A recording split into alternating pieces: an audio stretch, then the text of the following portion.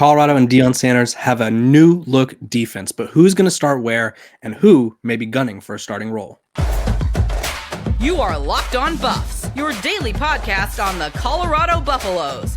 Part of the Locked On Podcast Network, your team every day.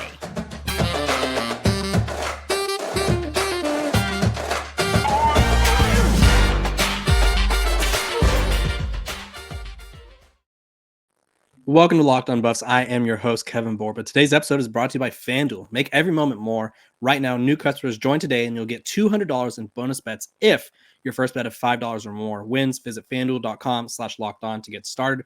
We are also brought to you by the Locked On Podcast Network. It's your team every day for free and available wherever you may get your podcasts. So appreciate you guys for tuning in, making me your first listen. Joining me today is the lovely, the great, the legend, Scott Procter. We're going to be talking about the defensive depth chart because what does defense do, Scott? It wins championships. That's what they say. That's what they say. That's what they say. As a former quarterback, Scott may disagree, but that's what they say. So we have to go with what they say. And Scott did a great breakdown over at the Colorado for all of the defensive depth chart, or he did his defensive depth chart prediction. So we're going to talk about it on this episode. Let's go from defensive line back to the secondary. So we'll start with the edge spots. Give me who you got on both of the edges, coming off the edge, trying to get to the quarterback. For sure, man. It's going to be a pivotal spot because the Buffs struggled to get pressure on the quarterback last year, and they're going to have to improve in that area in 2024 if they want to improve overall, and particularly, obviously, as a defense. So starting here at edge, my guy on the edge is one of the newest transfers to Colorado, and that's BJ Green, the transfer from Arizona State. He was the number 7 defensive lineman in the transfer portal, according to 24/7 Sports. This is a former walk-on who has just simply gotten better each of the last 3 years. He set career highs in tackles for loss, had 6 sacks last season for the Sun Devils. According to Pro Football Focus, this man had 14 quarterback hits last season, which was the 3rd most in FBS. So this man is a legitimate pass rusher, a bona fide guy off the edge, and I expect him to start off the edge for the Buffs in 2024 and arguably be a good bet to lead not only the team, but maybe the entire Big 12 in sacks next season. So BJ Green is a huge addition. On the other side, at the other edge spot, it's another transfer. It's Samuel Okunlola, the transfer from Pitt. Arguably could end up being the biggest transfer portal addition on defense for the Buffs, mainly because not only is he a dog, but he still has 3 years of eligibility left. As a redshirt freshman this past season for Pitt, he led the team in sacks with 5. So this is another twitchy guy off the edge who can get to the quarterback in a hurry and not only get there, but finish the job and get the quarterback on the ground. So if those are the 2 starters, which I would fully expect them to be off the edge, Samuel Okunlola and BJ Green, the Buffs will be set up nicely off the edge of that spot.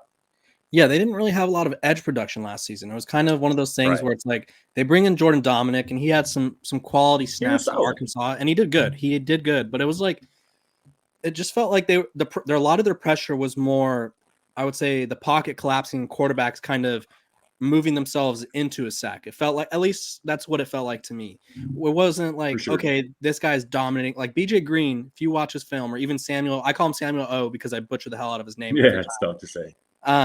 Those guys were getting to the quarterback and genuinely like getting to them, not like the quarterbacks work their way into their laps or whatever. Those guys are legitimate pass rush threats, and I think they have a lot to offer. And I think of the positions on the defensive line, that's like the one where I'm like, okay, that one's pretty much settled. Like I don't think there's a lot of room for error edge-wise, unless there's an injury, which God forbid we don't want any injuries ever, but the guys behind him, like Arden Walker, I expect him to be kind of behind those guys.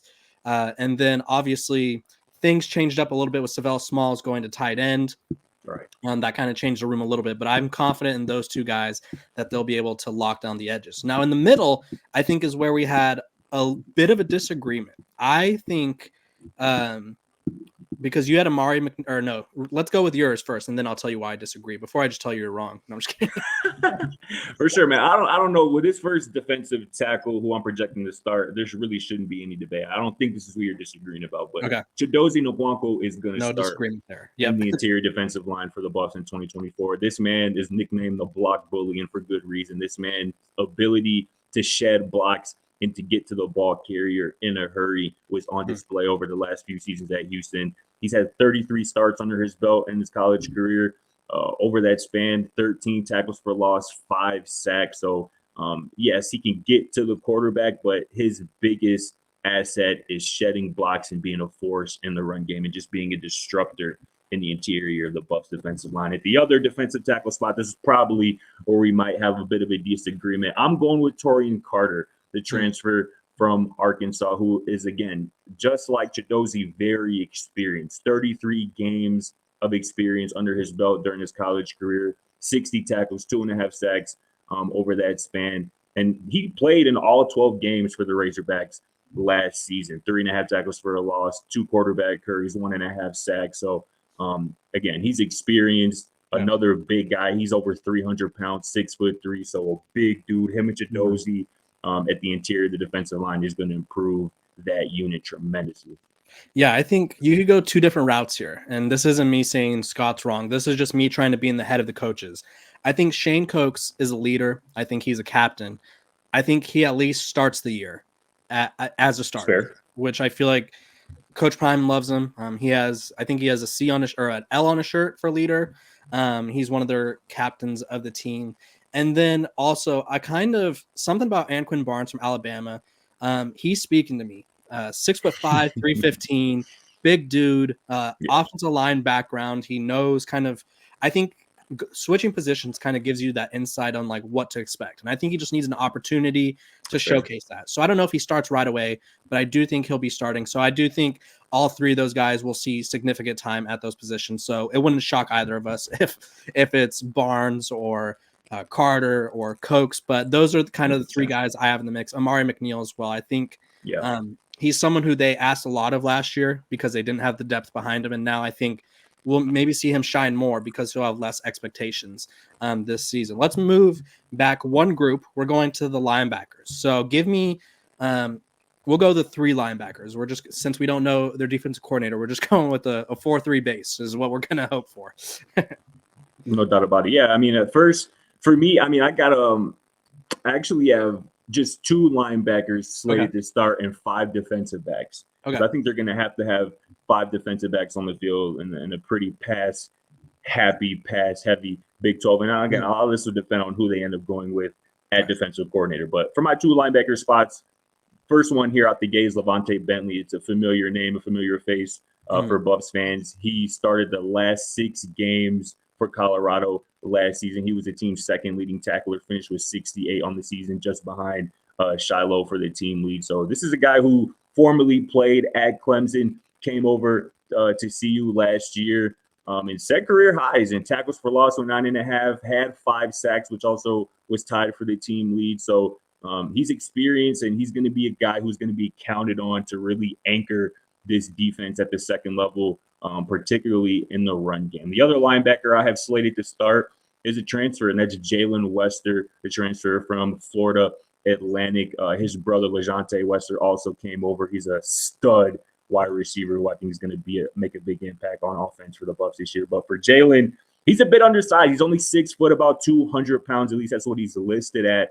But he was a dog in a run game at FAU this past year. He had a 94.2 run defense grade according to Pro Football Focus, which is amazing. And over the last 2 seasons, Colorado had. Over the last 2 seasons, 116 total tackles, 12 tackles for loss. So this is a productive linebacker despite his size.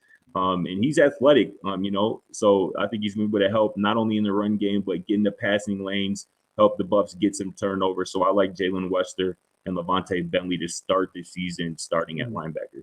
See, I look at this linebacker group. Levante Bentley was actually on yesterday's or Tuesday's episode was my breakout kind of look out for him. He's got a 2nd year as a starter. So I think that kind of gives him more experience. That 2nd linebacker spot, and even if there is a 3rd, I'm concerned about this group. I honestly don't think, because I would put Trevor Woods somewhere in there. I don't think he's a safety anymore. I think they obviously slid him down for necessity last season, but I do think they like his pass coverage abilities. So I think him and Wester will split obvious passing downs, I imagine it'll be Trevor Woods. When it's obvious run passing downs, I imagine it'll be Wester. And I honestly think we don't know who's going to be the other starter right now. I imagine Colorado's going to try to go out, like Coach Prime said, and get a couple more linebackers because this group's looking thin. They're both Woods and Wester. They're both undersized for linebackers. Right. I don't expect either of them to be kind of going up against 360-pound linemen and winning those battles. Unfortunately, and not that it's the end of the world, not that it means everything, but there are a few guys who I'm projecting as starters who you kind of give the undersized tag to, and this is looking like at this point this is just going to be an undersized defense, and maybe that's a death sentence in the SEC, but in the Big 12 you might be able to get away with it, especially if your offense is as explosive as we're projecting it to be. But that is going to be something that they're going to have to figure out a way to offset, is that they're going to have guys at multiple positions. Even Chidozie, who I talked about, interior lineman, he's a big, thick dude, but he's only about 5'11", about 280, 290 pounds. So, and again, you can say the same for, whoever's really going to be at linebacker, whether it's, Wester or Trevor or whoever really is going to be out there. There's going to be some undersized guys, and even in the secondary as well. So that's going to be something to monitor, no doubt.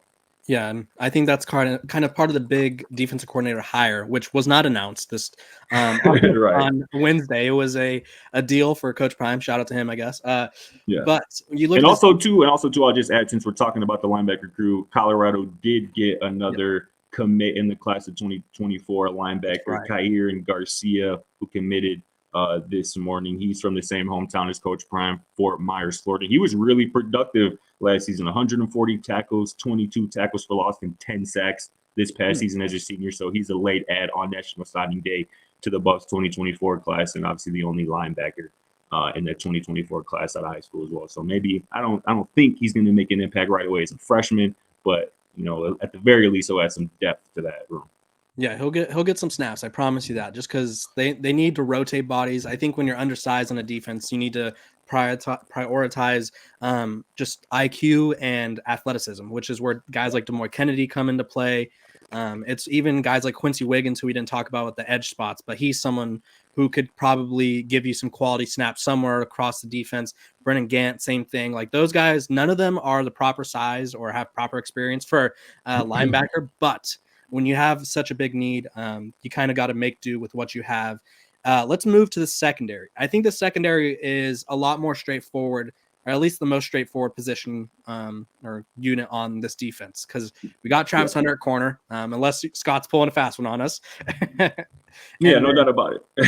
I'll just hop into it. So it's five guys here. I got obviously the two outside corners, two safeties, and obviously the nickel cornerback. So I'll just start here at the outside corner. Obviously, I'm rocking with Cormani McClain. I think he's going to have a big jump from his freshman year to a sophomore year. Obviously, he was a 5-star recruit, the #1 cornerback in the class of 2023 when he committed to the Bucs. He had an up and down freshman season. He had 4 starts. He had a couple nice pass breakups. The one that stands out that's been plastered everywhere is the play he made in the end zone against USC last season. So, but if he can blossom into the shutdown corner that he was kind of recruited to be, man, the Buffs are going to have the best cornerback duo in the entire country, because on the other side, we all know who that is. That's Travis Hunter, the consensus All-American, the 2023 Paul Hornung Award winner, getting to college football's most versatile player. So that's going to be clamps if Cormani comes around. Both of those guys on the edge, those are 2 centerpieces, 2 5-star talents at both of your corner spots if those 2 guys stay healthy and are ready to go. Moving to safety, I'm really liking Cameron Silman Craig. Again, he's another one of those undersized guys. 5'10", 185 pounds, but he plays much bigger than his measurables are listed at. He started 10 games for the Buffs last season, 673 defensive snaps, tied for the team lead in interceptions with 344 tackles, 32 of them were solo, had a sack as well. So this dude, like I said, plays much bigger than he's listed at, and he's a dog. He has that dog in him for sure. The other safety spot, obviously, is Shiloh Sanders. He led the team in tackles last year. He actually became just the 9th DB in program history to lead the team in tackles. Obviously, he had the big pick 6 against Colorado State last year. Only 2 players in the country forced more fumbles than Shiloh did last year with 4. So obviously what they call him, the CEO of Headache Gang, Heavy hitter. Right. He bringing the lumber. And that's physicality that this defense is going to need again. You know, with an undersized crew, they're going to need somebody who can come down and lay the wood. And obviously the last and final fifth defensive back starter that I have slated is the Liberty transfer, Preston of course, Hodge. my boy Preston Hodge. I appreciate you, Kevin, for giving that. And Preston's honestly, truly one of my favorite transfers coming in. Last 2 seasons, he was great for Liberty. I know people might look at the school and think that he's coming from Liberty. No, this boy can play. 48 tackles, 8 pass breaks, 2 picks. One of those picks came on a pick 6 over the last 2 seasons. His 88 pass coverage grade via Pro Football Focus was the 9th best in all of college football. So he's going to be able to move around and be a very versatile chess piece in the secondary for Coach Prime and the Bucs defense. Yeah, I think this Bucs secondary is looking good. Strong. Yeah, they're looking strong. They're looking experienced. I think where they may have flaws, Coach Prime kind of addressed those in the portal, which I'll talk about in our next segment. But I look at the secondary, and of the 3 units, defensive line, linebacker, secondary, I'm the most confident in them, I would say. I would put secondary, defensive line, and then linebackers. I would be the least confident, just out of kind of the Big 12 wants to run the ball. Utah is going to be running the ball. Kansas runs the ball. Kansas State runs the ball. And if Colorado can't stay physical or their linebackers can't get into those rushing lanes, it could get difficult for this unit. When we come back, we're going to be talking about who to look out for and who may be stealing some starting spots from some of the guys that we named. This episode of Locked on Buffs is brought to you by our sponsors over at FanDuel. Happy Super Bowl to all who celebrate from FanDuel, America's #1 sportsbook. If you're like me, Super Bowl Sunday is all about scoring the best seat on the couch, grabbing your favorite football snacks, and placing some super bets. It could be Gatorade color. How long is Reba going to sing the national anthem? Whatever it may be, FanDuel has so many ways for you to end the season with a W or 2 or 3. Not only can you bet on who will win Super Bowl 58, but FanDuel also has bets for which players will score a touchdown and how many points will be scored and so much more. New customers join today and you'll get $200 in bonus bets if your first bet of $5 or more wins. Just visit FanDuel.com/lockedon to sign up. That's FanDuel.com/lockedon to sign up. Make every moment more with FanDuel, an official sportsbook partner of the NFL.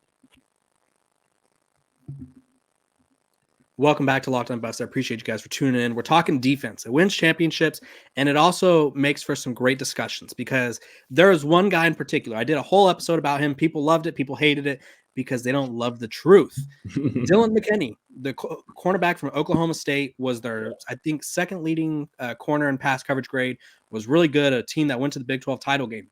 I think Coach Prime in Colorado went out and got him because they know that someone needs to pair up with Travis Hunter. It doesn't matter if it's Cormani, it doesn't matter if it's Omarion Cooper, whoever it may be. That spot is very much up for grabs, I would say. And I think that's going to be arguably the most interesting position battle that Colorado has going on this offseason. Who do you have as someone to look out for that may be starting somewhere down the line? I mean, McKinney, honestly, that was the guy who I was going to go with. So that's a good pick by you, Kevin. Man, McKinney's a dog, man. He was really good this past season. And again, he's another young player who has multiple years of eligibility left. So he was really good for Oklahoma State last year. And I think, again, I don't have him projected as a starter as of right now because of, the Cormani and Travis situation. But I mentioned in my projection story that if Cormani has, another maybe slow start to the season, or if he doesn't make the jump that, people thought that he would make from year to year 1 to year 2, DJ McKinney going to be ready to step right in, and not only just step right in, but be very productive and be very effective as a cover corner. So I love the McKinney pick. If I had to pick somebody who I didn't have slated as a starter, who I could see very easily getting a starting nod, that's Quincy Wiggins. I think you mentioned him briefly earlier, but he's the transfer from LSU. He was the number 6 defensive lineman in the portal, according to 24/7 Sports, when he committed to the Buffs. 6'5", 265 pounds is what you're looking for in terms of measurables from a defensive end and edge piece. He didn't play a ton for LSU over the last 2 seasons. I think only about 9 games. But this man, again, like I said, has the measurables. He has the background. He has the talent. And again, with, like I mentioned earlier, I like BJ Green to start at edge. But the thing that makes BJ Green special is that he has a lot of experience playing the 3-tech and being effective into the quarterback from the 3-tech as well. So I can certainly see a world where BJ Green slides inside to the 3-tech and Quincy Wiggins, ends up being on the edge opposite of, your boy Samuel O. And that'll be scary for offenses and quarterbacks for sure. So I like Wiggins to make some type of impact this season for sure.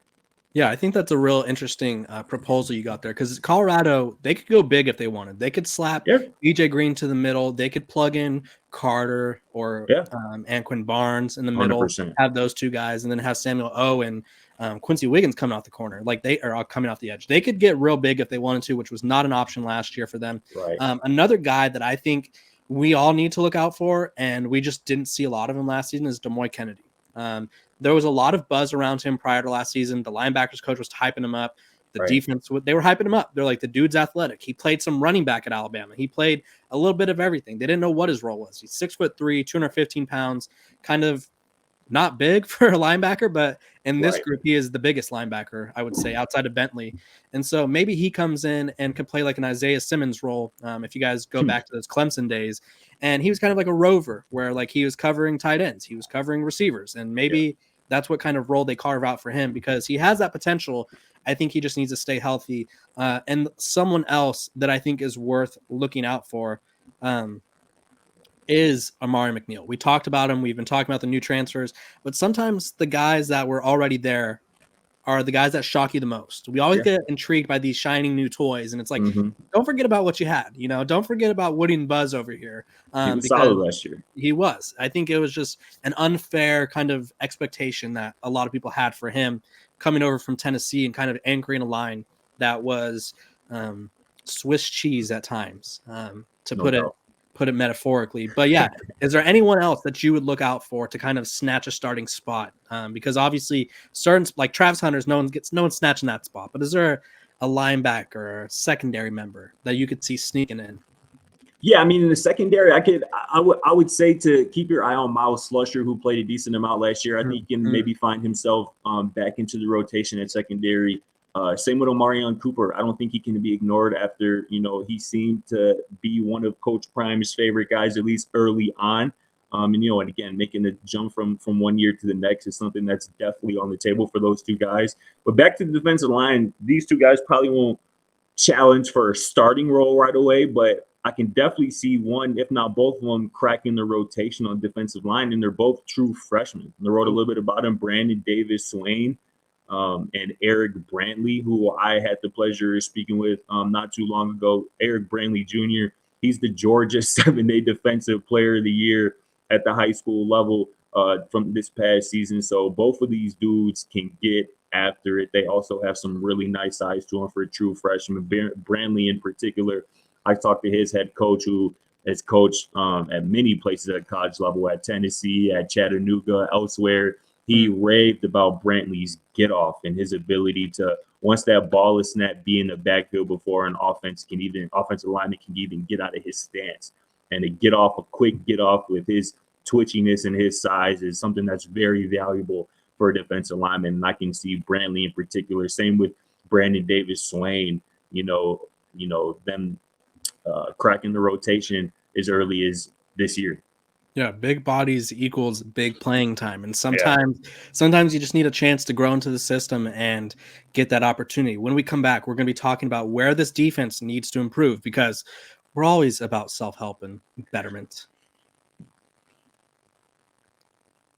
This episode of Locked on Buffs is brought to you by our sponsors over at Gametime. It's a fast and easy way to buy tickets for all the sports, music, comedy, and theater events near you. And right now, all users get $100 off when they buy a big game ticket with the code VEGAS100.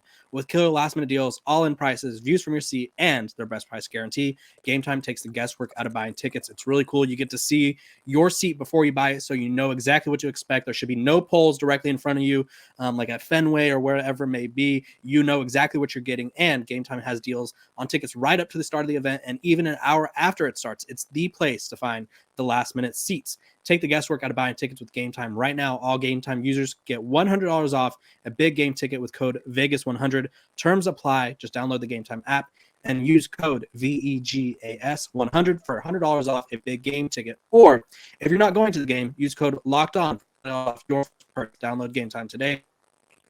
This price guaranteed.